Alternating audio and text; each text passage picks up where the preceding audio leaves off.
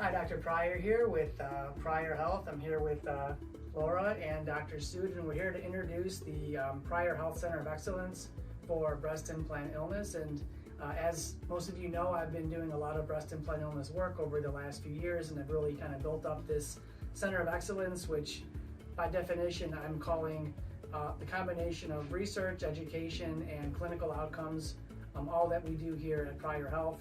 And part of that is bringing on amazing, talented surgeons to keep up with the great outcomes, clinical outcomes that we see in our patients that are getting treated for breast implant illness with explant surgery and capsulectomy to maximize their potential to feel better after surgery. And so Dr. Sood is a very experienced board-certified plastic surgeon that we've been working with here at Pryor Health, alongside with our breast implant illness advocate, Laura. Why don't you just tell us a little bit about yourself for starters?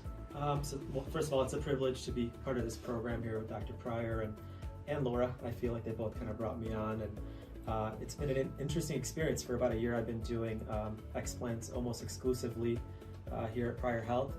I'm a board-certified plastic surgeon, originally trained to do everything head to toe, and over time kind of slowly started learning about breast implant illness and kind of seeing some of the problems some of our patients are facing. At this point I've done hundreds of explants, including lifts and some ancillary procedures, but what drew me to this was the fact that the patients actually kind of needed something rather than just wanting something. It's a little bit different compared to how my aesthetic practice used to go, and it kind of helps me to kind of stay grounded, and it's actually it's very rewarding to have these sort of outcomes with patients and these sort of interactions. I really enjoy the patient population, and it's something I've grown to love, and it's something I will continue to do. And our goal is to optimize outcomes, and through clinical research, through meetings, through all sorts of presentations, we hope to actually optimize every single aspect of BII, and we hope that our center is the center of choice for most of the patients in the Midwest and the US. Yeah, I think just to comment on what Dr. Sood said, we are probably the premier, if not the only center of excellence, so to speak, that is doing this, total comprehensive approach to breast implant illness, if not in the Midwest, in the country. And I think one of the reasons, like Dr. Sood said, I enjoy it, and the way I explain it to patients and to people that are looking to understand breast implant illness is it's really more of a reconstructive surgery, right? So as plastic surgeons, Dr. Sood and I went into this profession to help patients, feel better. That's kind of at the crux of what we do. And so when you're doing aesthetic plastic surgery, it's done through the lens of helping patients look better. Reconstructive surgery is really, designed to help with patients, quote unquote, function as opposed to form. So, while we're typically in our, busy aesthetic practices helping patients look better so that they can feel better, this breast implant illness type of surgery is much more akin to doing a reconstructive surgery for patients that are coming in with a real medical condition that's debilitating, that's requiring additional surgical intervention, regardless of whether it's breast implant illness, breast cancer, cleft lip, traumatic deformity, all these types of things that we do as plastic surgeons to help patients just have a better quality of life. And that's really what we're trying to achieve with patients that have breast implant illness. And that's, really where the reward comes in for us as plastic surgeons. And it's great that we like to help patients, feel better by looking better too. But, when we're able to really change somebody's quality of life for the better, and see how dramatic that improvement is, and see how it really kind of ripples through their family, through their community, through their ability to perform, their job functions. I mean, it just is a whole nother level of, really being grateful for being able to help these patients. And,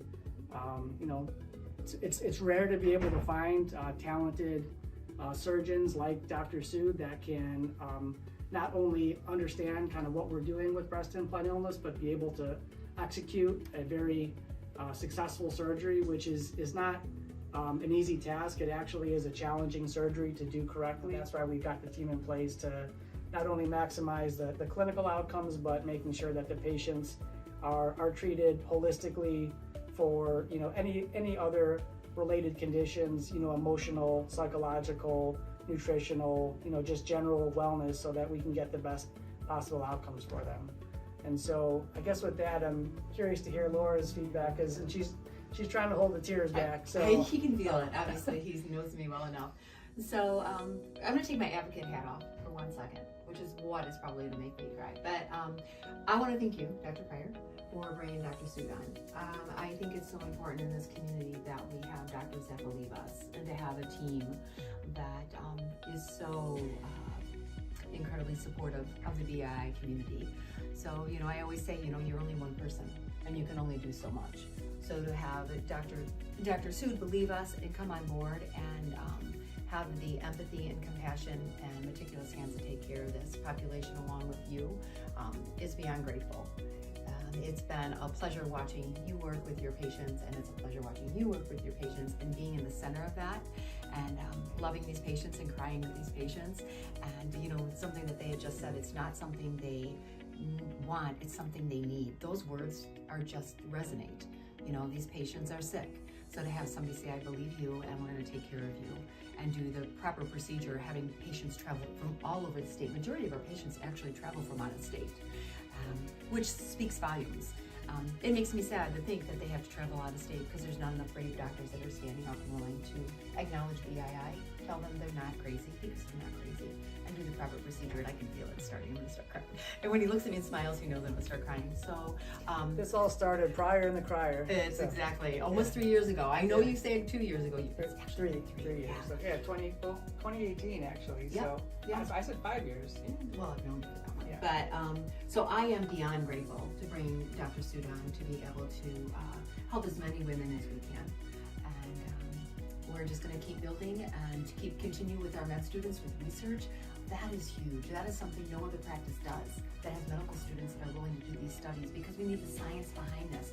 I'm the science. All these patients are the science. So to have it on paper and have these studies published speaks volumes on the practice that we have. How many medical students do we have? We actually six. have 6, and we have somebody else that's on board. From University of Illinois. Yep. Yeah, and we are going to be doing another speaking engagement at the college in October, and that's where we get the interest from these students saying, hey, I've never heard about breast implant illness. And the nice thing about that, as Dr. Pryor has mentioned in the past, is we are now educating the medical students, right? And they're going to go out in the public, and they now know about BII. Yeah, it's amazing. We did a symposium at the med school last year, maybe 2 years ago at this We've point. done 2 of them, Yeah, and that's really where most of these medical students are coming from, M1 and M2s. Those are first and second year medical students typically that want to get into either plastic surgery or competitive field, and they were unaware of breast implant illness, and listened to our presentation, and literally after the meeting, people reached out to me and to Laura and said, hey, I'm interested in getting involved. This sounds like something like really special that you guys are doing, and do you have any work that we can contribute? If there's research to be done, we'd love to participate. So yeah, we've gone through the process. I'm a assistant professor at University of Illinois, so we've gone through all of the required documentation, paperwork, IRB approval, all of the process that's required to actually do clinical research. And so hopefully within a couple years, hopefully we'll have sufficient data that we can start publishing papers. Some have been published already on breast implant illness, but there's not that much. So hopefully we can contribute to the wealth of knowledge in the arena of breast implant illness, and get it out into the public as well as into the medical community, like these upcoming doctors, so that as people potentially develop breast implant illness down the road, they will have resources like their physicians that are educated about it and can make the appropriate recommendation to get their implants out. So if you or a loved one is suffering from breast implant illness, or you think you might have symptoms of breast implant illness, we encourage you to reach out, talk to our practice, talk to Laura, and we'll be happy to see you and help you try to feel better.